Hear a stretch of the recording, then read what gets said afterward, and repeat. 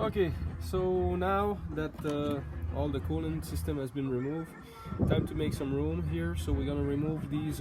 These are two valves, vacuum valves, that are used for activating the turbo wastegate.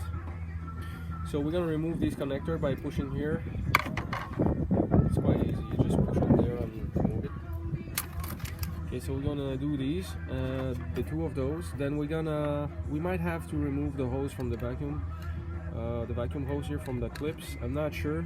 I'm gonna see once. The idea is to remove that bracket here. It's like an L shape that going all along besides the engine. This is like an L shape like that. So there are screws. Let me show you. Set up here. Okay, so this is like an L shape like that, and you got screws at the bottom here. The head of the screws are here. These are screws, just like these kind of screws. So you need sockets, female Torx kind of sockets. So you just put your hand on the side and go slight, gentle on the side. You're gonna feel the heads. Remove all these screws, and that's like a rack, L-shaped rack, rail, call it the way you want. That's gonna come along with these valves. So, and these wire for the oxygen sensor, there's a clip at the end, far end. So we're gonna have to remove that as well. So that needs to be removed from the clip. These wire, by the way, they make all around the engines, and they come right back here. So that's the test cab. By the way, I forgot to mention these cover here. This the air filter for the cabin and the lower part of it, and these cover. I just snap them back once I'm done sometime because I want to protect from rain. So if rain fell off, this is gonna take charge and conduct the rain away from the engine. Also, I'm putting back just without screwing anything, just putting back here the engine cover when I'm done. So you've seen from our previous video I removed it, so you might wonder how come it's there. That's the reason. So these are the screws we've been removing. Okay, I think there's 5 of them if I remember. One of mine stripped in the whole in the past time. You got to be careful with these. You don't want to strip the head because they're very badly placed, and if you strip them it's going to be a bit difficult to take out. So make sure you take them seriously.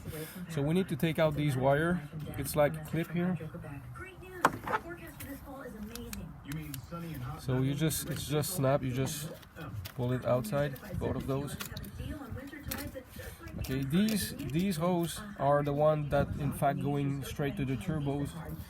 I don't know if you can see, it's going to be difficult, but these are going to the turbos. These are the one that bring the vacuum to the wastegates. So you got to go with your hand and feel it and remove them. So this is the hose. You follow with your hand, grab it, and just gently pull it. So this whole thing now is almost down. The only thing remaining is that the vacuum hose there. I don't know if you can see it. Let me show you. This one there. This one right there at the end of the screwdriver. So same thing. You follow with your hand and then gently pull it, and you should be able to remove the L shape right there. What I did is to remove that hose on the rear hand, the turbo that is on the back. That was a bit difficult from here because it was a bit stuck. So I used one of these pry bar.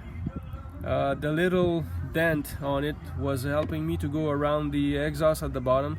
Removing the exhaust front, I will show you in another video. That would have been a bit easier, but it's to get access to show you how to remove these exhaust pieces that I did that at first. So I'm gonna take out the rail to show you what it looks like. So as I was saying, it's L shape. It goes like that on the side of the engine, and the holes are here on the side. You can see there's 1, 2, 3, 4 holes. So this is the piece that was there. So these are the valves that control the vacuum that goes into these, that goes to the turbos. So these are, in fact, it's quite easy. These are the one that goes to the vacuum accumulator. Remember, there were 2 little plastic tanks that we remove here. So this is where they're going. By the way, the bolts don't need to be replaced, these ones, because they're made of steel. The way you see this is easy. Just use a magnet. They stick to it. Steel. When you screw them back, though, be careful. You don't want to strip the aluminum block or the head or whatever. Okay, I forgot to mention, since these bolts for the L bracket that holds the vacuum valve are out of reach, the socket that goes with it, it's an E8. Torx like that, E8.